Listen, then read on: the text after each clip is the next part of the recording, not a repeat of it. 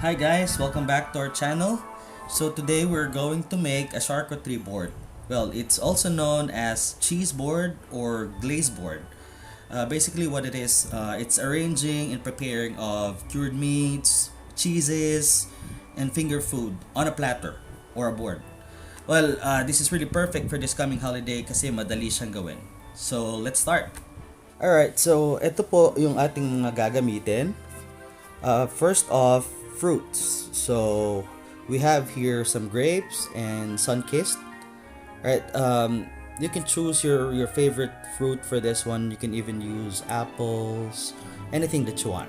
All right. Well, we will also use green olives and some biscuits. So we got here pepero, breadsticks, and skyflakes. And again, you can choose your favorite biscuits for this. And of course, importantly, yung cheese natin. So we got here colby jack, blue cheese, and we will also use cheddar cheese. And for our cured meat, gagamit tayo ng ham. Alright, so yung ham natin, niluto na natin siya on a non-stick pan. Well, you can also use a little bit of oil. So yung isang part, we cut it into cubes. And then, other one, hiniwa lang natin siya ng maninipis, just right. So this is a very special ham made by Virginia Food Incorporated. Well, the one we're gonna use for this video is their Jamon de Bola, which is of course our personal favorite. And well, they have other festive hams you can choose from. They have pear-shaped ham, they also have brick ham, Chinese fortune ham, and a lot more.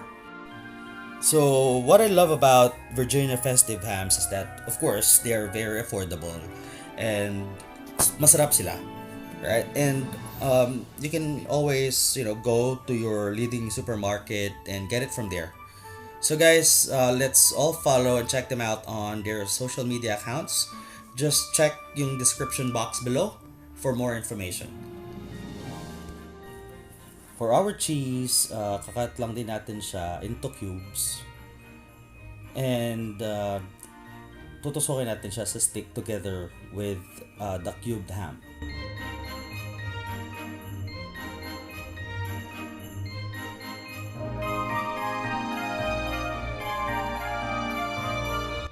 And now, we're ready to arrange yung ating cheese board.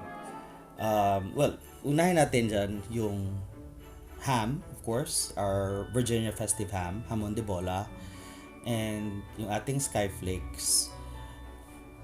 Tapos, lalagay ko na rin yung grapes. For the amount, well, it really depends kung gaano kalaki yung board nyo. I guess you just really have to be creative on this part. Wala naman talaga siyang right or wrong when it comes to arranging. Ang tip lang siguro is that yung colors and shapes ng mga ingredients, better for the color na contrasting siya. For example, yung sunkist natin, that's orange. Tatabi ko siya dun sa lighter na biscuit.